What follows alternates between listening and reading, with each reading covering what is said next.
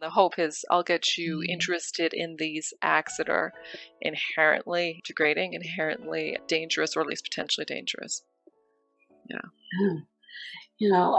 Just thinking about that, about like they have Playboy, they have the Playboy channel and all that stuff, where they may just say, there's nothing wrong with it.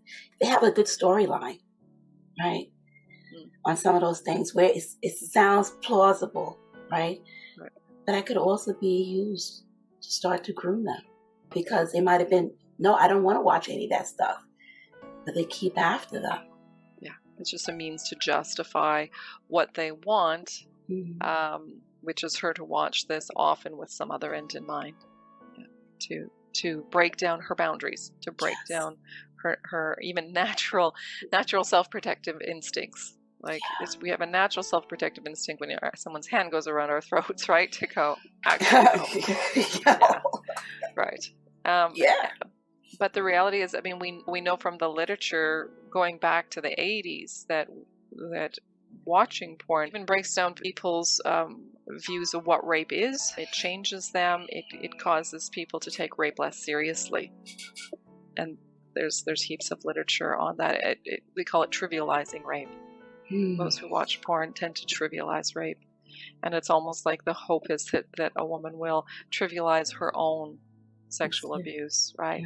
And say, oh, I guess I'm not really entitled to think of that as abuse and to feel these feelings of anger and disgust and whatever else may be going on for me, because some woman in the film is smiling while the same thing's being done to her. But the reality is that's not reality. That's fantasy, right?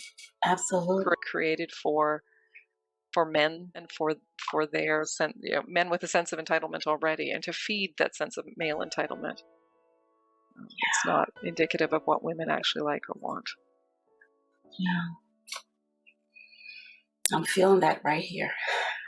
As we're talking about, it's like, oh my, how painful that is. Yeah. And it's very painful for women who have been worn down and who have done things that actually were counter to their values. And they can carry a lot of shame, and it makes it even harder for them to talk about it and to start the conversation and to seek help. And the reality is, if that's you and you're listening to this, you are in super company, excellent company. Loads of women have done things they didn't want to, or that they regretted after they have regrets about. There's the grace. There's grace abounds. It's a new day. There's nothing to be ashamed of. Don't let yourself be shamed into silence. It's worth talking about it and processing it, and it'll help. Yeah. I was just thinking that, a woman who's actually dealing with a lot of shame, that they could feel, for lack of a better way of putting it, right, dirty in their own skin.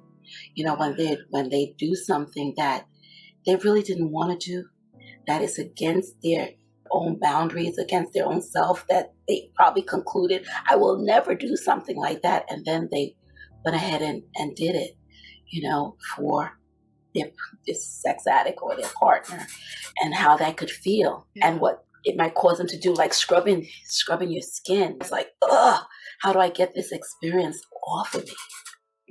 Yeah, and women do describe it that way regularly, right? That sense of I just feel, I can't get clean, I can't. Yeah, I certainly do hear women describe it that way. Yeah.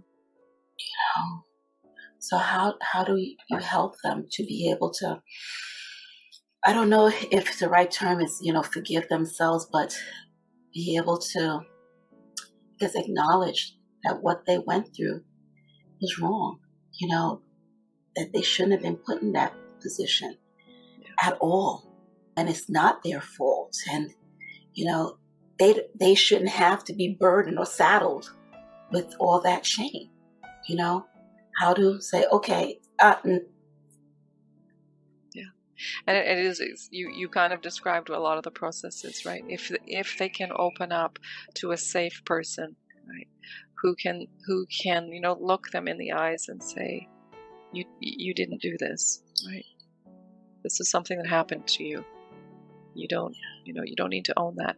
And do are you carrying some shame because you think, well, no, maybe part of me, didn't disagree. Maybe part of me, do you know what? And just talking through the complexities of that, and helping them tease out, the reality. And if they feel like there's something that they need to own, okay, well then we can find grace for that and healing. We can look at what are the roots. There'll be roots to that if there's something to own.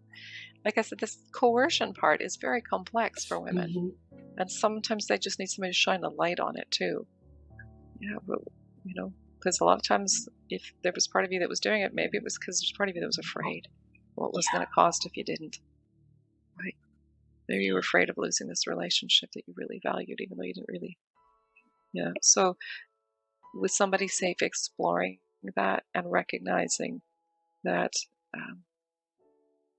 it's, all, like in the vast majority of cases, you did not do this. You did not bring this on. You have no part in this.